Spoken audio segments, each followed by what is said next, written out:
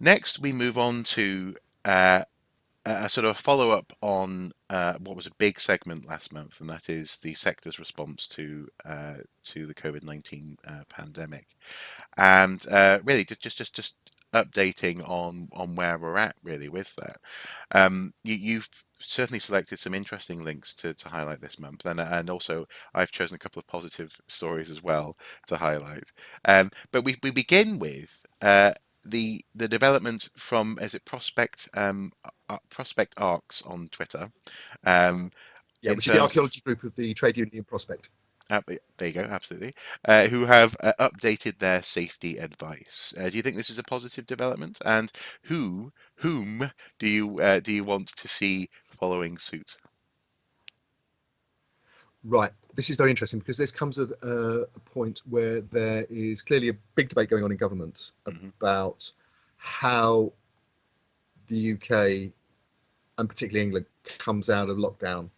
And a number of people on the political right, the right of the Conservative Party, the Libertarian side of the Conservative Party, as well as major developers, have been pushing to basically reopen the country and particularly to get construction back as fully as possible, as soon as possible. Hmm. Hmm. And so, for example, the Taylor Wimpey have announced that they're going back after the May Bank holiday Mm. on most of their sites. Where and what has happened is that the umbrella organisation for the construction industry has come out with a new code of practice for COVID-19 safety, which a number of independent bodies, including the trade unions,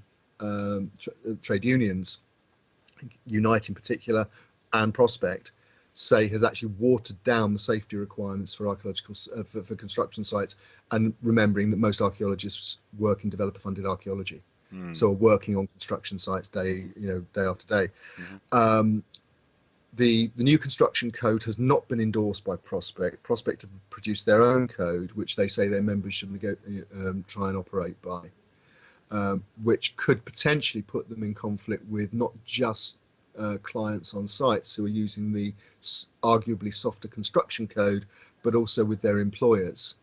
Um, so this is one to watch. Yes, no, I think so, and also it ties in directly with one of the big problems that we identified last month in terms of the uh, whether it's for money, keeping money coming in, or for reasons of sort of ethical standards. Lots of archaeologists feel compelled to follow the building sector back to work or to stay in work, as was the problem last month, Yeah.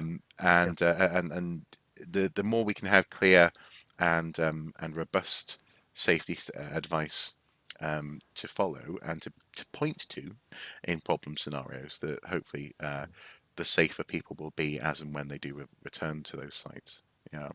Absolutely. I mean, there was a suggestion. Sorry, just to interrupt there just for a Mhm. second, Mark. There was a story, for example, broke yesterday that the construction code that the employers have come up with said they'd done it with advice from National Health England. Mm. However, nobody can find the written uh, advice or evidence for the uh, stipulations they put into their code. Yeah. So in other words, they're In follow. other words, in other words, the allegation is they're winging it because they want to get everyone back to work. Well, at the winging it, or at best, they are following their own interpretation of public statements made by Public Health England. Yes, exactly. That's Yeah, that might be exactly. a nicer way of putting it. Yeah, Um, but yeah. Um, but no, I mean, the thing, the other aspect of this as well, which came out yesterday, is that for coronavirus testing, which is the core of the government strategy now, hmm. Hmm. arguably it should have been from the beginning, but wasn't for some reason, which is still to be determined. But construction workers have now been classified as essential workers and eligible for government swab tests. Yes. And there's a suggestion that archaeologists are now also being classified as essential workers because of the work in construction, which will probably be a first for the profession. I mean, it's wonderful if archaeology is regarded as essential, Mm. but again, there's another issue here that given the worldwide shortage of PPE, if archaeologists and construction workers are using PPE? Is it more important that they've got, industrial grade respirators than a nurse on the front line in an A&E or an ICU? Well, this is true, but then again, actually, people who are suggesting that the public needs to wear face masks, that's increasingly entering the discussion at government level at the moment in this country. None of them so far are suggesting that we need the same standards as frontline workers. So I've forgotten what the designation is, but essentially, uh, and this adds to your quick query in so much as, well, then what's the point of, is this?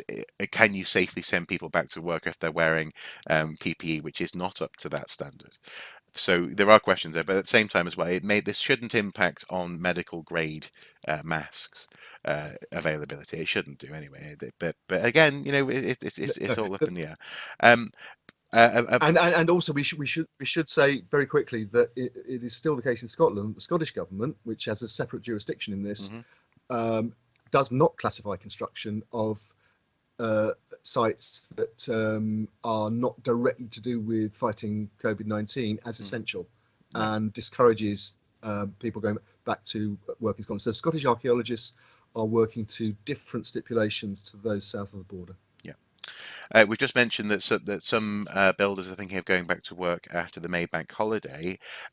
News from Lincoln Cathedral shows that actually builders working on site let's just see, yes, construction in terms of restoration on the site, will be going back to work on the 27th of April. Sorry.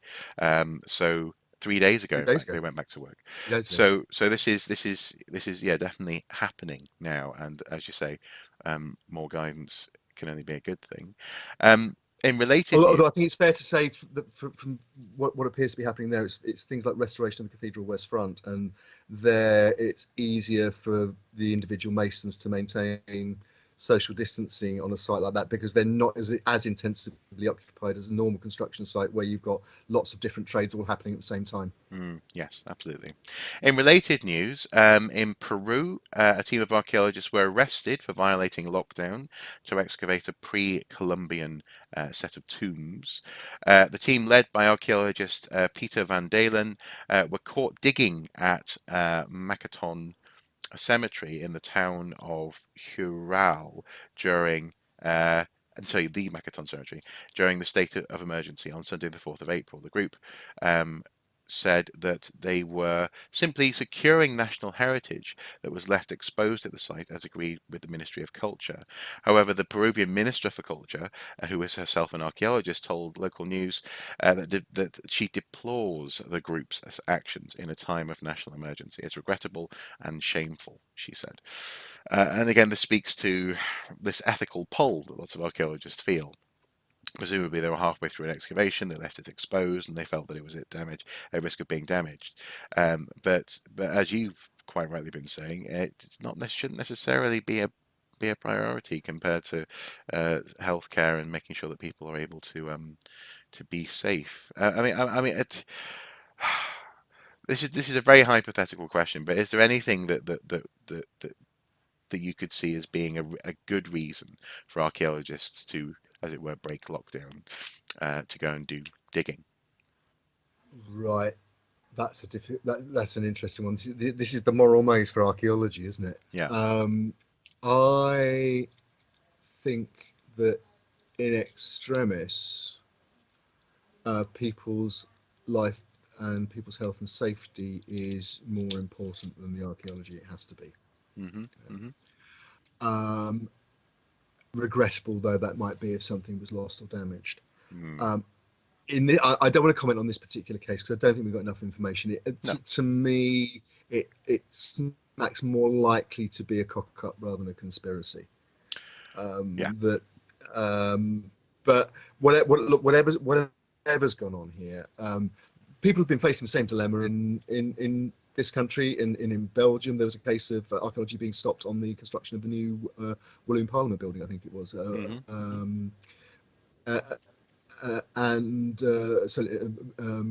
of the regional parliaments anyway. And the argument was there: should construction stop completely, or can the archaeology be let go? Mm. given the circumstances of time and schedules and cost. And these are incredibly difficult dilemmas. I know, unless outside of a crisis, I know people who, for example, have cut archaeological corners to, for example, recover burials before a bank holiday because they knew that the Nighthawks would be on site over the holiday weekend if they didn't. Mm-hmm. Mm-hmm. So it was get the material out as accurate, as effectively as possible, but as quickly as possible, and not at the normal pace you would undertake something sensitive as that. So it is something that archaeologists deal with, not all the time, but are prepared to deal. I think have to be prepared to deal with. And obviously, in places like Peru, there are also issues of the relationships with local people and the local government, and particularly for teams coming from the outside the country. Yeah.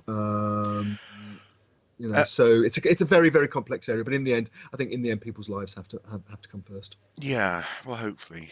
But as you say, there are specifics to be taken into account in that scenario.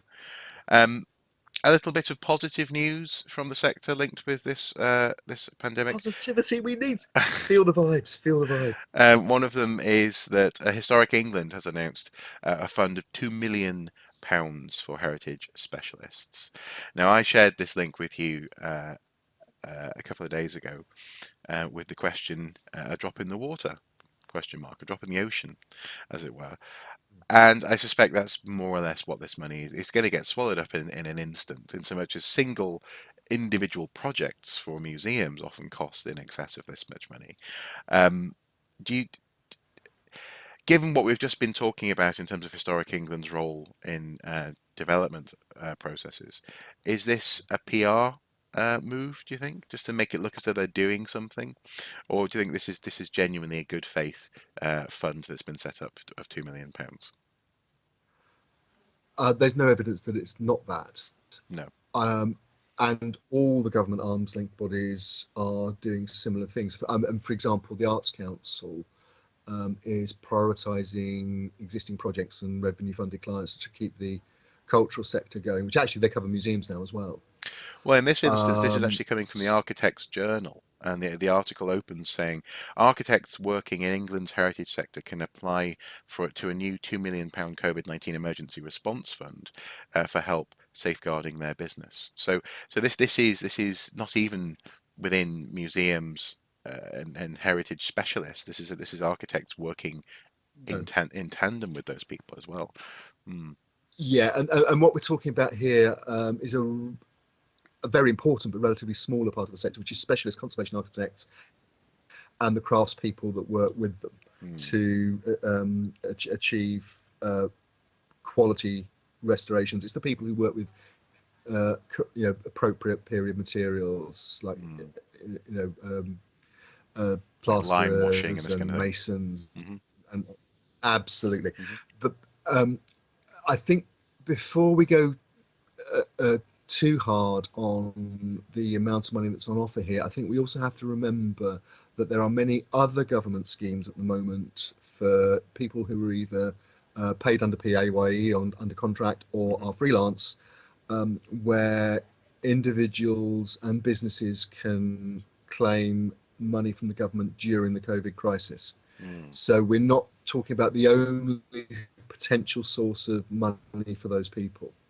Well, and that brings me back to wondering why then? Why is Historic England offering £2 million when actually that money could come through PAYE or other grants and loans that have been made available by the Chancellor of the Exchequer? I think because across the board there are issues around people who are slipping through some of the safety nets. So it's rather than having one single safety net, it's having a lot of people are now putting in a lot of safety nets. The obvious way to have done this for a start would have been to have, which was some people were suggesting at the beginning of this, which was however temporary it turned out to be, institute a universal basic income for for at least 3 months, so that everybody at least gets something to live on. The Chancellor's chosen not to do that, possibly for practical and possibly for ideological reasons, or a combination of the two. and so we have this patchwork of support, and you know, there is support coming also. I think we have to recognise, you know, Historic England is an arm's length agency of the government, like the Arts Council. Private charities are doing similar things. You know, so the trusts and foundations are doing similar things to their project clients. And at the same time, I mean, we talked about Creswell Crags, I think, last time, who are running a crowdfunder. The museum in Kidderminster, I retweeted last night, is also running a crowdfunder. Carpet Museum in Kidderminster, which is another small niche regional museum. It would be a real shame if, you know, it went and it's looking to its own devices to try and navigate its way through this. So, you know, I'm you know, as our viewer would have noticed earlier, I'm not Historic England's biggest fan in some areas of its operations, but I'm not going to attack them on this. No, fair enough. Well, I think I'm sure they are doing what they feel they can and what they feel they should. no, I agree. I agree. And in that sense, I'm not attacking them per se. It's more just a case of I wonder. And the answer is almost certainly going to be that element of this is for people who fall through the cracks. Yeah, that's basically what it is. And I hope that maybe a little bit more can be put into it, because in that sense, it's not a lot of money for a national sector. But That is true. Although what this article doesn't do is look at the detailed eligibility. no, Because, you know, maybe they're looking at actually much within that 2 million. They're actually looking at much smaller grants. specialist craftspeople who need 10,000 or something. Yeah. Okay. Exactly. Finally, in terms of good news linked with the COVID-19 outbreak, a couple who live in Buckinghamshire have taken to embarking on their government allotted, mandated, allowed daily exercise of roughly half an hour to an hour a day. They they decided to do this every day in period costume to keep people's spirits up in their local village. And so far, on this BBC News article, we have people dressed in they're dressed in sort of Regency attire, Tudor attire, and Victorian as well, Victorian Georgian, and it's wonderful. Presumably, it must be marvelous to wonder how they're going to appear in your window today as they walk past, kind of thing.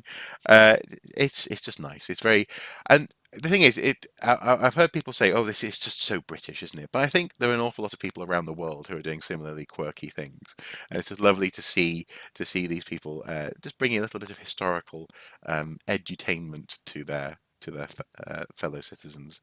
Have you been tempted to crack out any strange costumes or? I do occasional bits of costume interpretation when I do work with schools, and so it is tempting. Although it's not nearly so much fun as doing it when you can actually put on the full kit. I remember. Nothing to do with COVID, but a few years back, I was at in Sandwich when my parents had a house, and we went to the local pub one evening, and it happened to be the weekend that the Ermine Street Guard were at Richborough Castle, the Romans' shore fort on the Kent coast, and they were camping there, obviously, as that's what reenactors do when they're doing a living history interpretation. But the bulk of the team turned up to the pub in full Roman civilian gear. They left the weapons and armour at home. Good. Because obviously, carrying full pointy stuff down through the streets of a modern town probably isn't a good idea. Oh, you'd be surprised. You'd be surprised. I got away with it an awful lot in York. People just knew what was going on, you know. I remember, and I've probably told this story before. Please tell me I'm sorry, I'm interrupting your story now. But No, it's okay. I remember going into a bank in very heavy gear, you know, chainmail, tunic, shoes, helmet, shield on my back, spear, sword, all this stuff. I was on my way to a workshop where I was going to talk about warfare. And I wanted to get some money for lunch, so I went into Lloyd's TSB on the corner, And as I went in, I was in the queue. No one was really batting an eye because people in York residents are used to seeing this. Um, and this guy comes in a motorcycle helmet, and the person behind the counter goes, "Oi, helmet off!" And the guy turns to me and goes, "But this guy's he's got weapons." So it depends. I mean, the police may well be accustomed to it in that Yeah. place, in that instance. But anyway, they turned up at the pub, and what was the response? Just everyone was thorough. They had a great evening. Everyone was thoroughly entertained, and nobody batted an eyelid in the end. It was just sort of like you say. It was as in York. Yeah, okay, it happens. Hmm. So yeah, I mean, why not? It doesn't do anybody any harm, and if people enjoy it, great and good on them. Hmm. Well, actually, this month, a wonderful pair of folks who watch Archaeosoup, they sent me uh, uh, a very topical piece of attire because they figured that my Renaissance party mask simply wasn't up to scratch, so they sent me a doctor's mask in the post. It's wonderful. I can't put it on over the headphones, but No, it works quite well actually. The effect is good. Um, that and is and seriously steampunk. it is quite steampunk, isn't it? I love it. So in terms of, I've been Yeah. tempted to wear this out and about to the shops, just to make a point.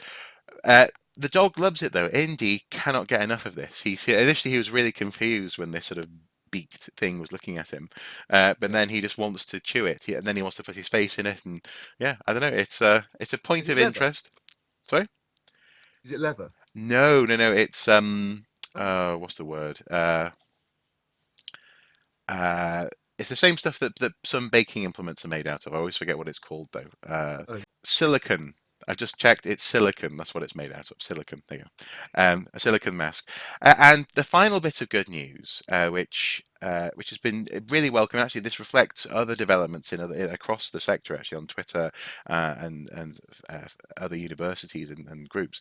But in this instance, it's the Historical Association website are highlighting Dig School, a free online archaeology workshop package that has been offered by, devised by project leader Professor Carenza Lewis, well known from TV's iconic archaeology series Time Team. So it's that's really nice as well, and I've been linking or keeping. I've tagged on my Twitter profile, the Archaeology Twitter profile, a folder of such links actually. So I'm trying to sort of gather them together in one place, and it's been really nice to see our friends and colleagues being so generous with their time, with their expertise, and also with their resources to try and help people to get a bit of education while they're locked down. Has any in particular stood out to you? well, I think as a big initiative, it's coming from across the sector. You mentioned the Historical Association. It's being done in cooperation, not just with the Hmm. HA, but also with the Council for British Archaeology, CBA, Hmm. and Historic England. Again, and it's designed to get.